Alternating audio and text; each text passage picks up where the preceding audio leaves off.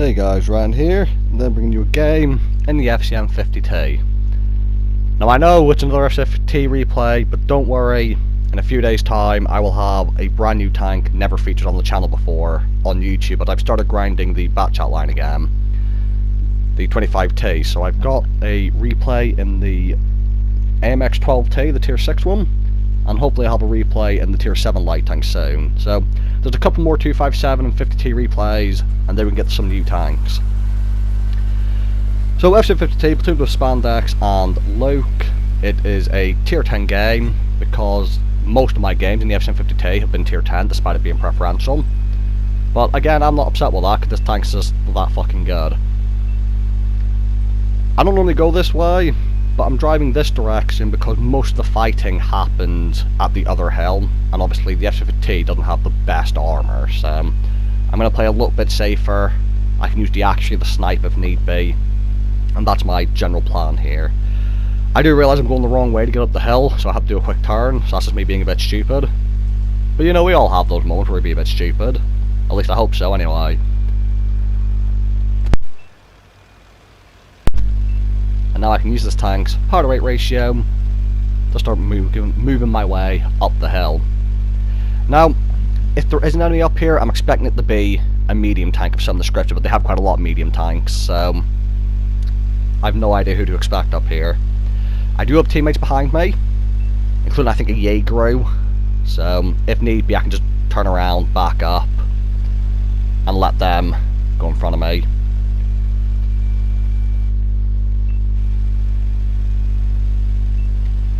So I do see that medium tank driving down the gap through the mountain here, chasing our light tank. So I've seen the M48 pattern. He's a tier 10 medium tank, very good medium tank, so I've just decided I'm not going to push that hill anymore. I'm going to drive back down.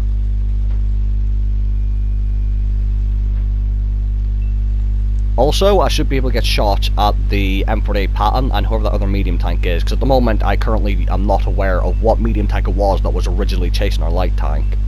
You see the excellent speed of this thing. I can use the rock as cover, and now I choose to project him. That was a very lucky shot into the pattern, the back up, and then again the rate of fire on this thing means I can just pop back out again, get another really lucky shot into project him.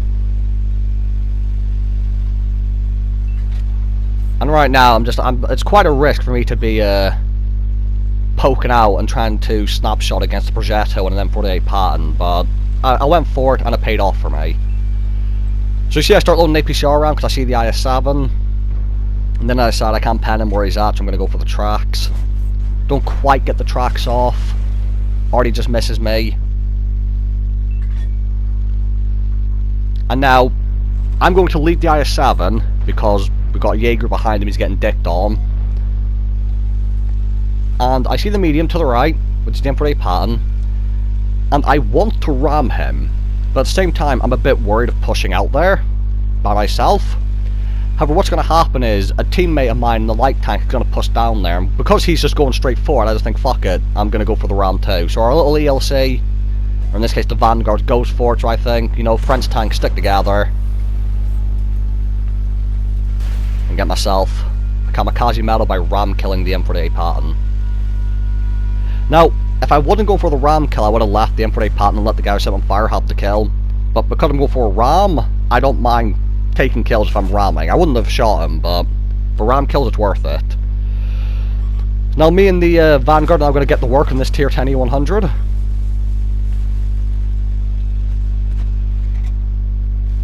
Now I'm going to pop out, but what I didn't realise is because the light tank was behind the E100, his gun was already aiming back here. I get very lucky and bounce his shot, because it hit my side armor at an extreme angle, and now me and this Vanguard together are going to hold this E100 and just keep them tracked. So a nice bit of synergy between me and the Vanguard, tier 8 French tanks, duking it out with the E100s. And now I've decided I'm going to go for their base to get artillery. However, as I look at the map there and I see where all their heavy tanks are, what's going to happen is I'm going to decide that I could go for artillery and get kills and damage, but the game's still quite close, it makes more sense for me to go to where all the actual heavy tanks are, because that will improve our chances of winning the game. It's more important I deal with them than the artillery. And what you're going to see is, our light tank goes for the artillery, our Vanguard, and the Death Star's been spotted there. And that Death Star is AFK. So had I gone to the base to get the artillery, I could have farmed a full health AFK Death Star. But as I said, fighting the heavy tanks is more important, because obviously they're not AFK. So, at the end of the day I'm not too upset with my choice, because for the sake of the game, it's better that I come here.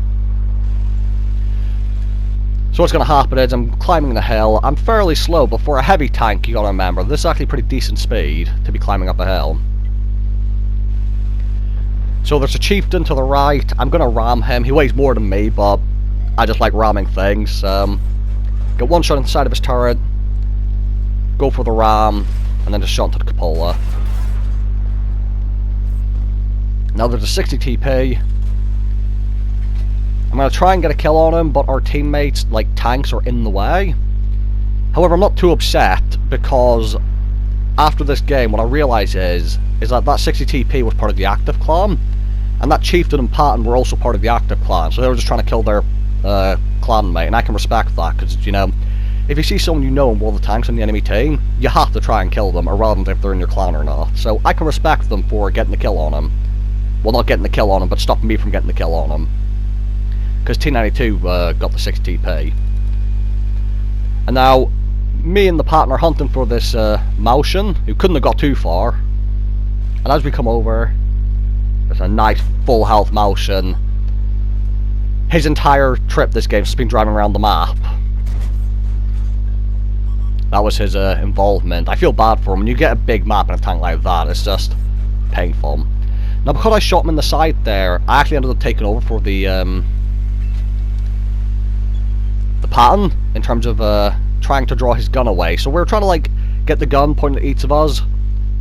So the Patton was able to draw the gun away from me, and I was trying to draw away the gun from him, but the Maushan prioritised the Patton. And just, again, this tank performing in tier 10 matchups again. I got 1 kill, including a ram kill on tier 10, 3200 damage, 900 assistance, just an overall good result. And I think I just played it quite well in my positioning. I went to a side of the map I never normally go to before, just because I was thinking of the other side of the map, where most of the action happens. I'm in a bottom tier heavy tank with not much armor. I need to try and avoid the brawling whenever possible. So the Infrared Patton had an excellent game and did 7k combined, because I think got 3000 spotting as well. The ELC, even 90, or the Vanguard in this case, did an excellent job. And me and that Vanguard had a nice little run, duking it out with Pattons and E100, so fair play to him. So thank you guys for watching this video. Hope you guys enjoyed, and I'll see you all in the next one.